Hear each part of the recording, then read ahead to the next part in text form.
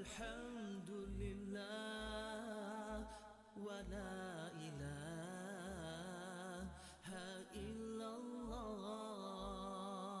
Allahu akbar. Subhanallah walhamdulillah wa la ilaha illallah.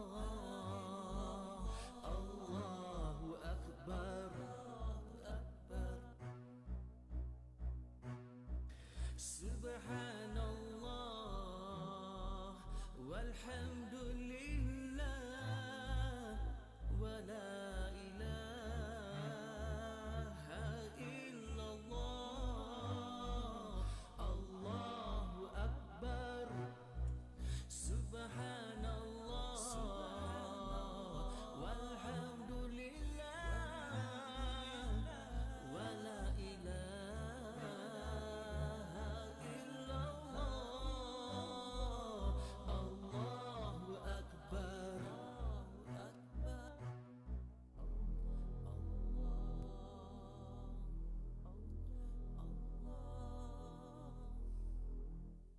Allahu Allah, Allahu Allah, Allahu Allah, Allahu Allah, Allahu Allah, Allah. Allahu Allah, Allahu Allah, Allahu Allah, Allahu Allah, Allahu Allah, Allahu Allah, Allahu Allah. Allahu Allah, Allahu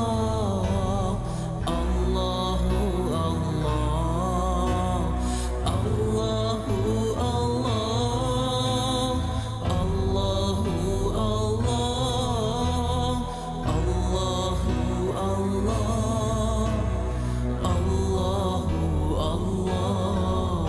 Allah,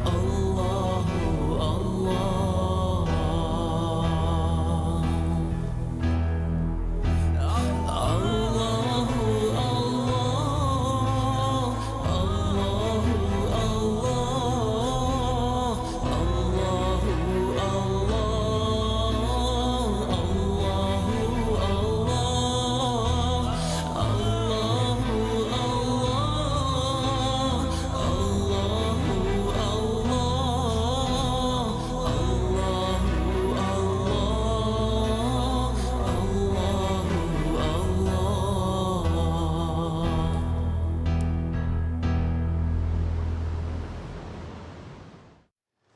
Alhamdulillah, Allahumma salli ala Sayyidina Muhammad wa ala alihi Sayyidina Muhammad. Syukur hari ini kita dapat mulakan kehidupan kita seterusnya bersama orang-orang yang tersayang. Seperti biasalah, setiap hari kalau boleh kita mulakan dengan rasa syukur, melihat apa saja yang Allah berikan, nikmat yang cukup luar biasa.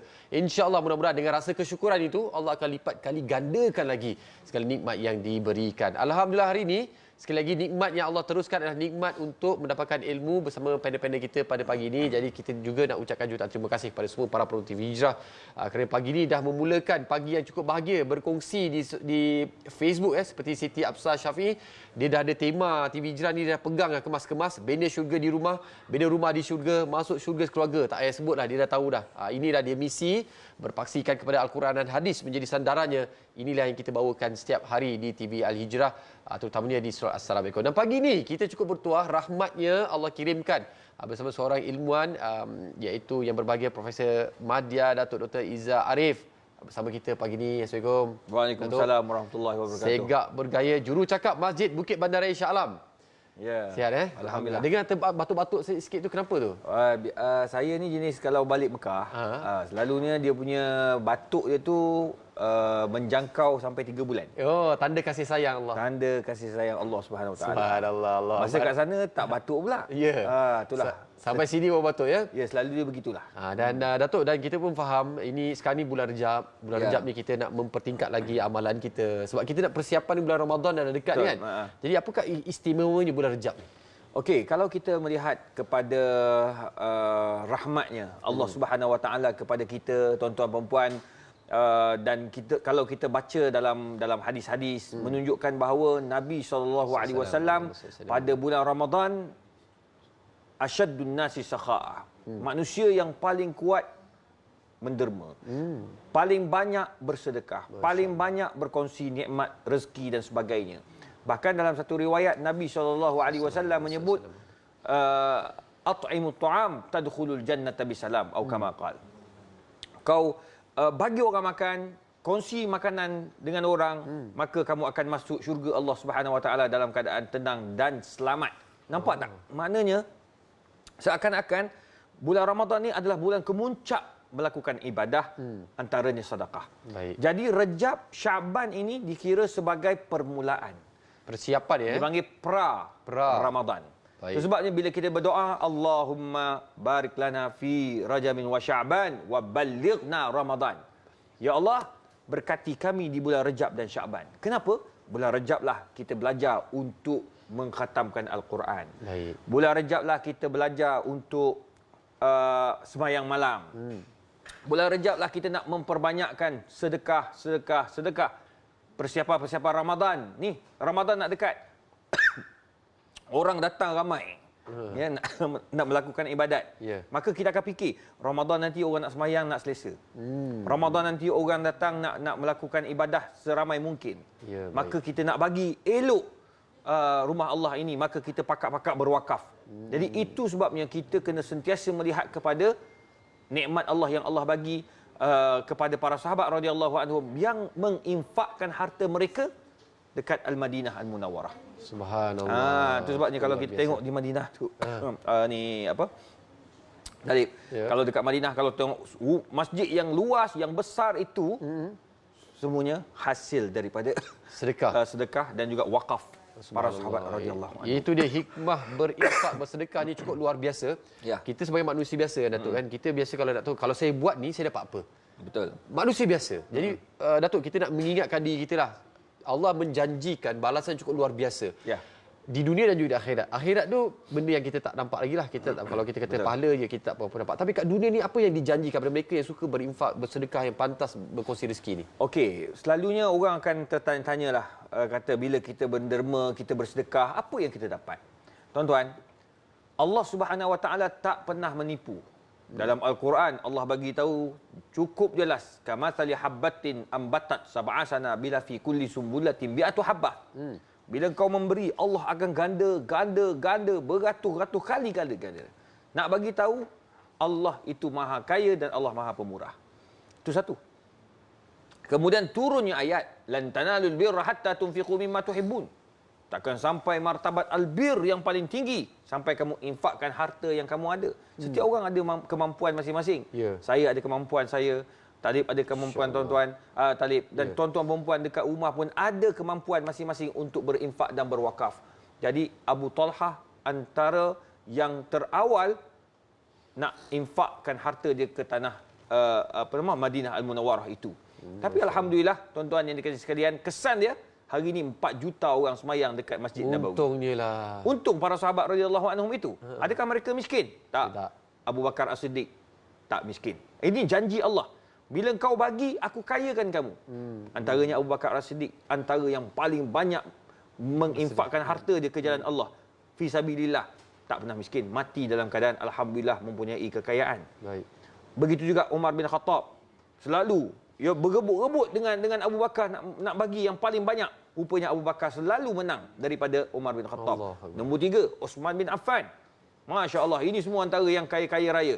Ali, Allah tak bagi, dia kaya kerana ada hubungan dengan Nabi sallallahu alaihi wasallam. Yang kelima, Muawiyah. Kalau kita tengok bagaimana kekayaan yang ada pada Muawiyah, alhamdulillah Allah bagi kekayaan itu untuk infak fi sabilillah.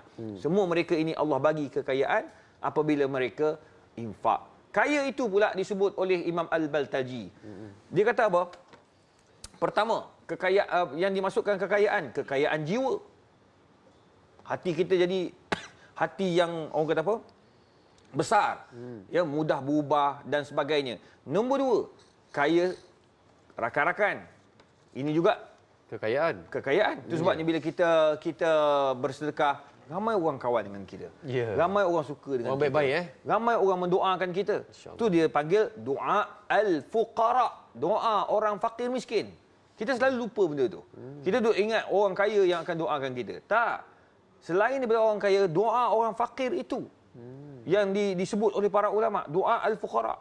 Sebab doa orang fakir ini Allah terima kerana mereka ini ada sifat syukur. Ada sifat redha dengan ujian Allah Azza wa Jalla. Yang ketiga, dia panggil kaya kesihatan. Ini pun penting. Itu sebabnya bila Nabi SAW sebut, kalau kita banyak bersedekah, ya, kesihatan kita pun tenang, kita pun akan dapat doa daripada orang untuk sihat dan sebagainya.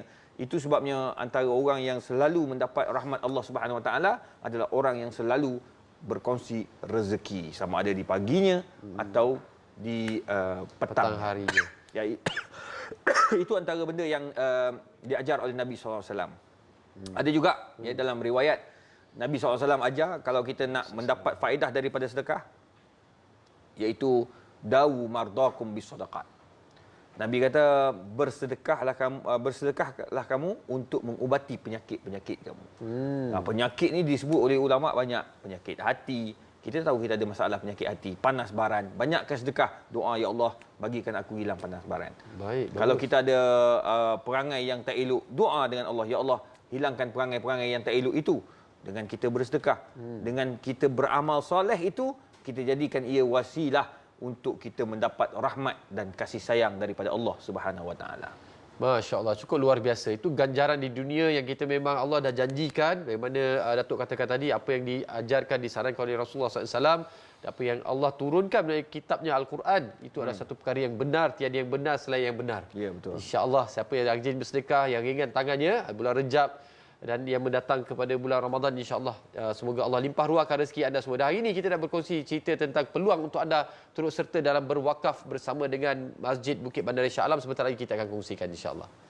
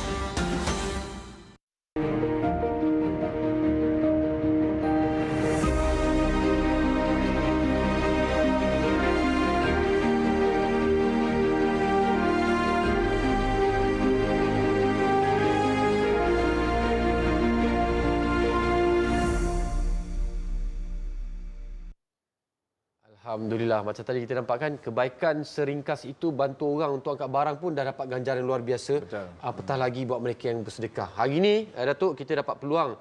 Allah izinkan kita mendengar ataupun peluang untuk bersama-sama membina rumah Allah. Bukan rumah saya, bukan rumah Datuk, ni rumah Allah. Ya. Yang saya sangat yakin ganjaran dia lebih hebat daripada tadi yang bantu orang angkat barang tadi. Mungkin Datuk boleh kongsikan apakah keistimewaan kita bersedekah bersama-sama dalam terutamanya dalam membina rumah Allah ni. Dia pertama sekali kita faham bahawa Allah Subhanahu Wa Taala sebut dalam Al-Quran, innama ya'muru masajidallah man amana billahi wal yaumil akhir. Orang yang boleh mengimarahkan rumah-rumah Allah ini adalah orang yang beriman pada Allah dan hari kiamat. Bermakna mereka ini dia tahu apa sebab dia berinfak. Apa sebab dia berkongsi nikmat, berkongsi rezeki untuk rumah Allah, bang. Orang nak datang semayang. Bayangkan orang nak datang semayang, kita tak pergi, tapi kita punya sebahagian daripada harta kita ada kat masjid tu dapat pahala. Dipanggil wakaf seumur hidup. Wow. Sampai masuk syurga. Jadi itu sebabnya bila kita infak, bila kita bagi pada masjid, kita membina masjid, tak pernah rugi, bang. Saya ingat almarhum Profesor Datuk Dr. Haruddin, Baik. bekas pensyarah di Universiti Kebangsaan Malaysia. Berapa banyak masjid yang dibina. Bahkan sebelum dia meninggal dunia, dia sempat mengeluarkan hampir 300 ke 400 ribu cash daripada akaunnya untuk Bina masjid. siapkan masjid yang masih tergendala sebelum dia ke US. Dan US itu adalah tempat terakhir dan waktu terakhir almarhum. Bayangkan mengakhiri hidupnya dengan wakaf. Tapi sebelum tu kena ingat apa yang dia buat ketika hidup. Bila saya dekat Universiti Kebangsaan Malaysia, saya jumpa ramai orang-orang lama menceritakan betapa pemurahnya almarhum. Pemurah. Suka dengar je orang nak buat infak untuk surau atau masjid. Dialah antara yang suka berkongsi ilmu dan rezeki. Allah Rabbi. Allah. Akhirnya, dia mengakhiri hayatnya dengan banyak bersedekah dan juga berwakaf untuk masjid. Itu sebabnya, kita jangan kedekut untuk kongsi rezeki, kongsi harta kita untuk membina masjid. Sebab di masjidlah orang akan solat. Di masjidlah orang akan duduk beramai-ramai untuk menimba ilmu. Dalam masjidlah untuk kita mengeratkan silaturahmi. Semua kerja-kerja baik itu akan dapat kepada kita, insya-Allah. Dan saya duk perhati tadi. Ya. Alhamdulillah Allah bagi rezeki jumpa ramai orang yang berjaya dalam hidup. Ya. Yang dia orang ni, dia punya zakat dia 1 juta. Tak kurang. Allah. LHDN dia lebih daripada itu. Allah. Maknanya dia orang ni pandai-pandai lah. Dia bayar zakat, LHDN. Sama-sama jalan. Saya tengok, kenapa dia orang berjaya? Dengar je masjid nak dibina, mereka antara yang mula-mula infak. Mereka antara yang mula-mula memulakan pembinaan masjid dan surau. Allah buka pintu rezeki mereka. Luar biasa tu dia. Itulah kadang kita nak tengok ganjaran dia. Allah berikan di dunia pun dah bagi. Betul. Tapi pada mereka dah mula pula. Dia mula. Dia subhanallah, kalau kata orang yang bersedekah berinfak ni kadang ustaz, dia rasa sapi saya dapat sikit, sebab tu dia sedekah 1 juta, lepas tu dapat banyak. Macam mana Pak Ustaz? Adakah dikira dari segi nilai tu? Tak, sebenarnya Allah tengok sejauh mana kamu ini mempunyai kemampuan. Kalau kita boleh banyak, maka kita bagi banyak. Nah, kalau kita ada sedikit, kita kongsi sedikit. Bahkan semalam saya di Shah Alam, ada orang kata apa? Surau, ceramah, tazkirah lepas maghrib. Jadi adalah buka sikit tabung. Tabung untuk diorang nak baiki bahagian-bahagian tertentu dalam surau tersebut. Bukalah tabung. Jadi bila kita umum, ada adik tu, ya Allah, saya rasa umur dalam 8 tahun, 9 tahun. Allah. Dia keluar daripada duit poket dia tu, RM1. Alah, comel pula. Saya tanya, ayah datang? Tak datang. Mak datang? Tak. Habis duit tu, duit sekolah. Allah, sejuk Dia perut mak ayah dia. datang nak beli RM1 tu untuk buat nak beli air, nak beli makanan, jajan dekat apa dekat mesin kat luar tu? sekolah tu. Oh, kat Dekat sekolah masjid tu? surau tu. Okey. Dekat belakang dia orang ada jual-jual kan.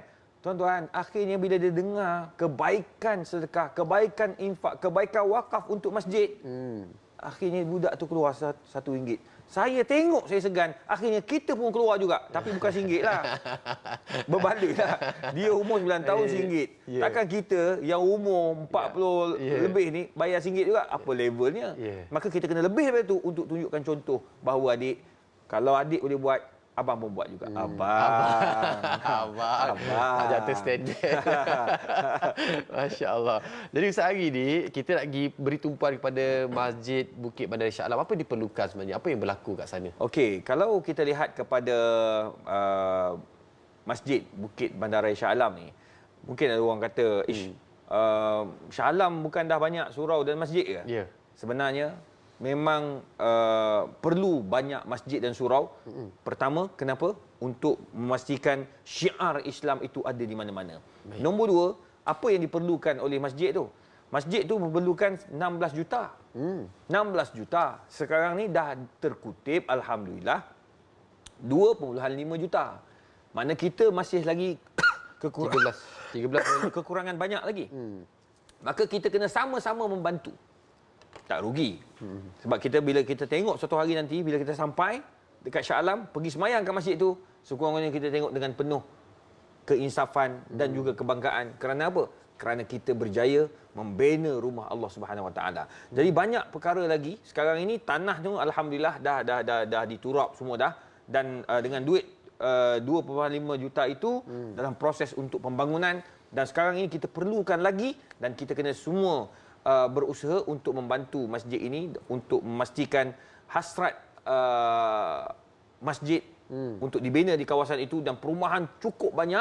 Alhamdulillah telah mendapat keizinan daripada Majlis Agama Islam Negeri Selangor, dan pastinya ia di bawah naungan Duli Yang Maha Mulia Sultan Selangor. Baik. Kemudian telah diselenggara dan dipantau oleh Jabatan Agama Islam Selangor, dan insya-Allah siapa saja yang mungkin ada setengah-setengah tu dia nak infak, dia nak wakaf, tapi dia tanya lepas ke LHDN? Ya. Boleh, insya-Allah. Dia boleh pergi dan berbincang, mereka akan bagi resit rasmi untuk kita Dapat masukkan pelepasan.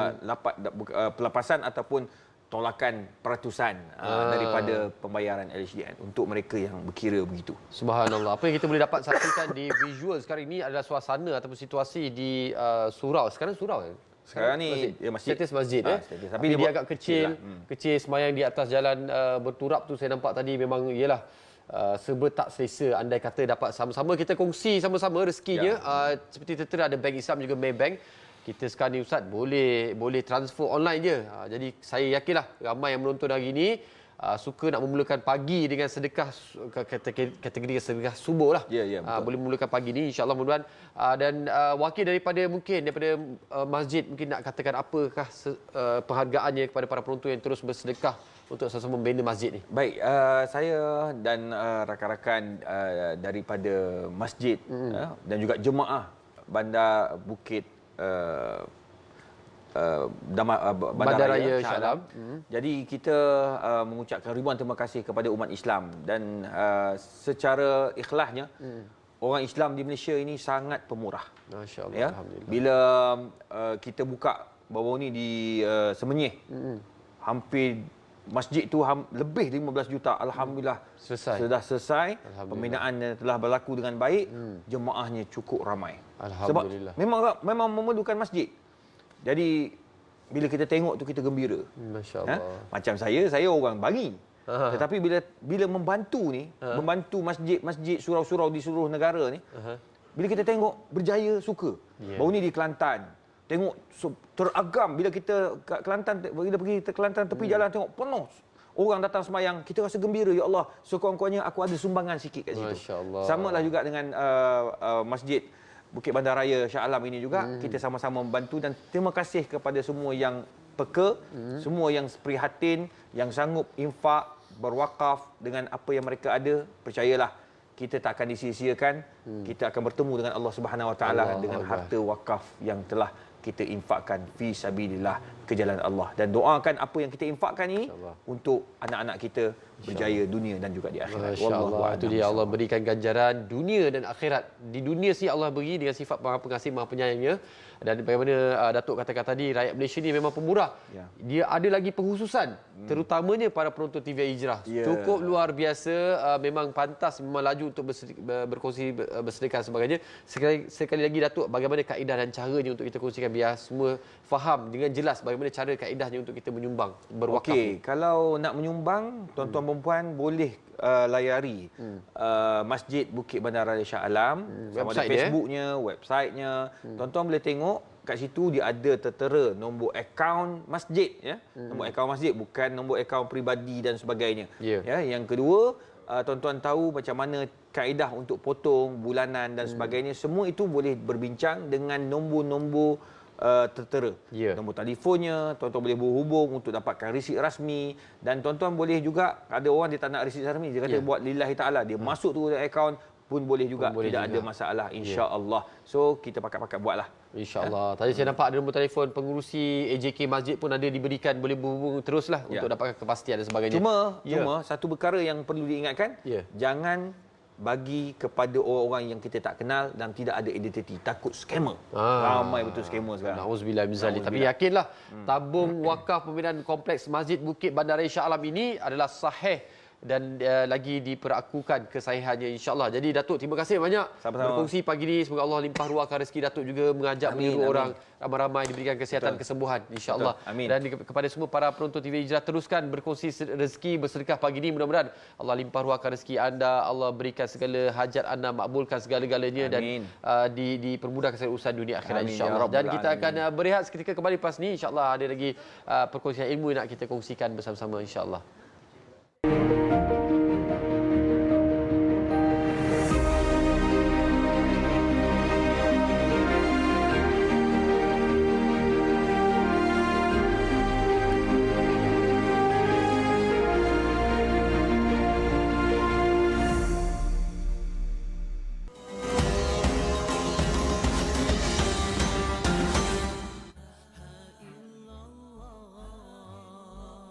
Allahu Akbar.